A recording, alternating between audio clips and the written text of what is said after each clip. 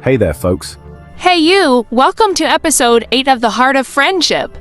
If you are watching for the first time, please check out episode 1 to 7 to understand this couple's story. It's going to take you on a roller coaster of emotions. It's a tale of love, betrayal, and the quest for redemption. Ijeoma has gotten a small house to live. Her friend Amaka shared some of the uniform with her as they both work in same hospital. She sat alone in her new space full of thoughts on how her life got into shambles. She is in a dark room. The only light coming was from her phone screen as she scrolls through Annie Green's social media posts daily to get updates on what she is doing with her husband. Mr. Abuchi, a Nigerian man whose life took a shocking turn. Mr. Abuchi was a man who once had it all, an adoring wife and a stable life. But like many stories, this one begins with a small, seemingly insignificant moment. One day his wife came to him asking for affection and affirmations. She wanted to feel loved and appreciated. But instead of understanding her needs, Mr. Abuchi got angry. His pride took the wheel, and he shut her out. Feeling neglected and rejected, Mrs. Abuchi's pleas fell on deaf ears. In his frustration, Mr. Abuchi turned to an old flame, Annie. What started as innocent chatting quickly spiraled into something more. Annie, with her charm and wit, lured Mr. Abuchi into a web of deceit. Soon he found himself showering her with gifts, buying houses, cars, and funding extravagant trips. Mr. Abuchi's focus shifted entirely to Annie, and he neglected everything else, including his marriage. His wife, heartbroken and devastated, was eventually thrown out of their marital home. She had nowhere to go, betrayed by the man she had once loved deeply. Ijeoma continues watching the social media update of Annie Green. She wants to move on and stop checking them, but she finds herself going back to check. Each image and video feels like a dagger to her heart. She trembles as she sees Abuchi, her husband, laughing and embracing another woman. But the story doesn't end there. Just when Mr. Abuchi thought he had everything he wanted, life threw him a curveball. Annie announced she was pregnant. Mr. Abuchi, caught in the whirlwind of his own choices, prepared to welcome a new life into the world. Yet Abuchi never told Ijeoma that a woman got pregnant for him. She only found out on social media. Something she has desired and lovingly requested for, but on the contrary got insulted and rendered with abusive names.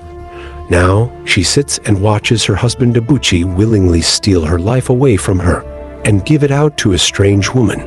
This strange woman seemed to have stolen the life she once had. Her breath quickens, and tears stream down her face. She drops the phone and clutches her chest, her blood pressure rising to dangerous levels. Doctors at the clinic were concerned about her deteriorating life. At the clinic, where Dr. Olu, a calm and reassuring presence, stands by Ijeoma's bedside, he watches over her with a mix of professional concern and personal care. Ijeoma, he says softly, you can't keep doing this to yourself. You need to move on, for your own sake. And remember, you're not alone. I'm here, always. His words linger in the air, offering Ijeoma a lifeline she's unsure if she wants to grasp. Ijeoma got discharged from the hospital admission. She returns home, but her mind is in turmoil. She paces back and forth, wrestling with her thoughts. Can she really start over with Dr. Olu, a man who seems to genuinely care for her? Or should she cling to the hope that Abuchi might return to her, repentant and ready to rebuild what they once had? She finds herself stuck between two lives, one that is broken and another that is uncertain. Her phone rings, breaking the silence. It's Uzoma and Amaka, her closest friends. They've been a pillar of support through this storm. And now they're inviting her to a church program called The Hour of Mercy. It's a chance to cry out to God, to seek divine intervention in her chaotic life. Desperate for peace, Ijeoma agrees.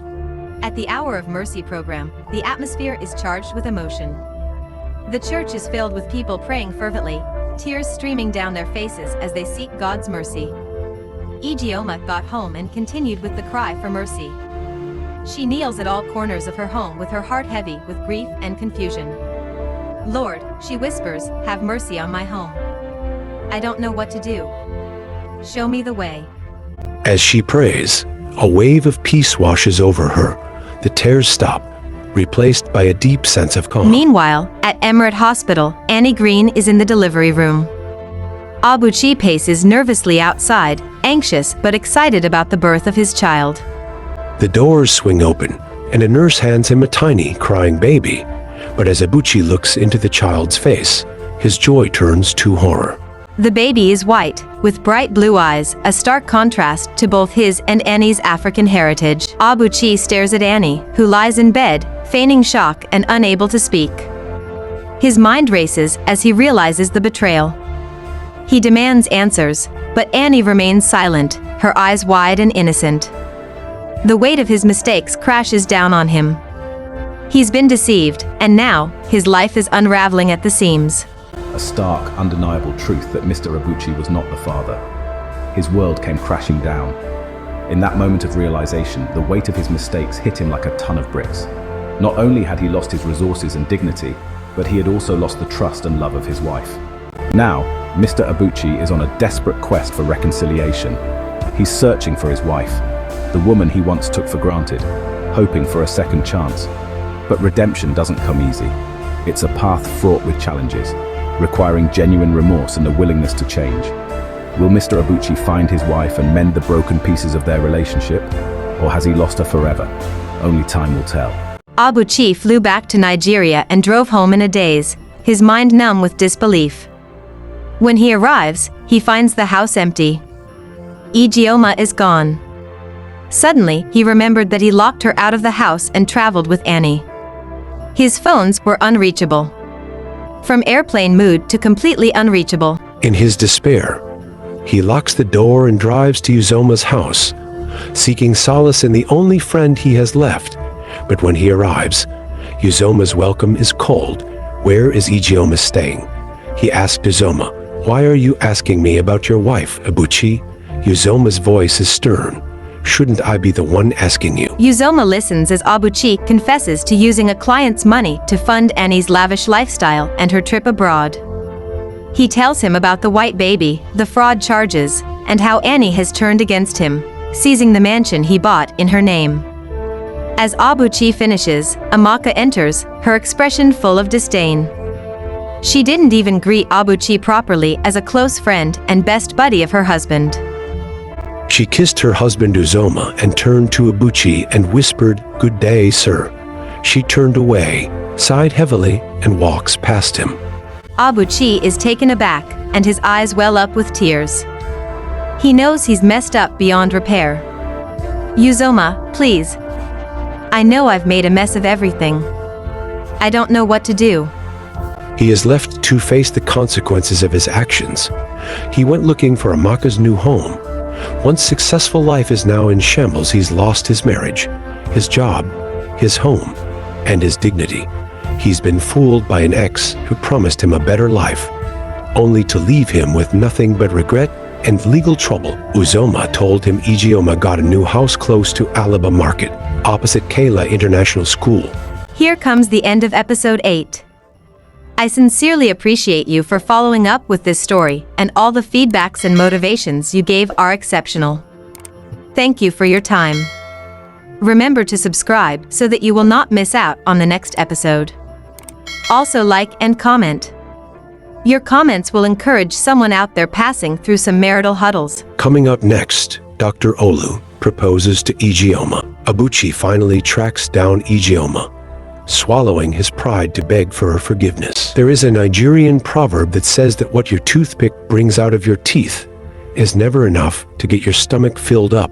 Who can imagine the cost of not apologizing or forgiving your spouse? The repercussions of reconnecting with an ex can be massive, even deadly. I agree with you. Dear couples, learn to resolve issues without having carry over anger and malice. The destruction it brings is devastating. Stop looking for joy and affirmations from outside. You will end up comparing what you get outside with that of your spouse. Lord, this is me, Dr. Olu. I found the woman of my dreams, it's true. But her life is tangled, her heart's in pain. Help me, Lord, to ease her mind, to bring her peace. peace again. I love you, Ijeoma, with all my heart. Marry me, my beloved, let's never be apart. I'll shower you with affection, with love so deep. In my arms, my dear, you'll find the sweetest sleep. It's 1 year that Ibuchi disappeared from his wife, Ijeoma. Will Ijeoma accept Dr. Olu's proposal and move on with this new life of affections and affirmations? Find out in episode 9.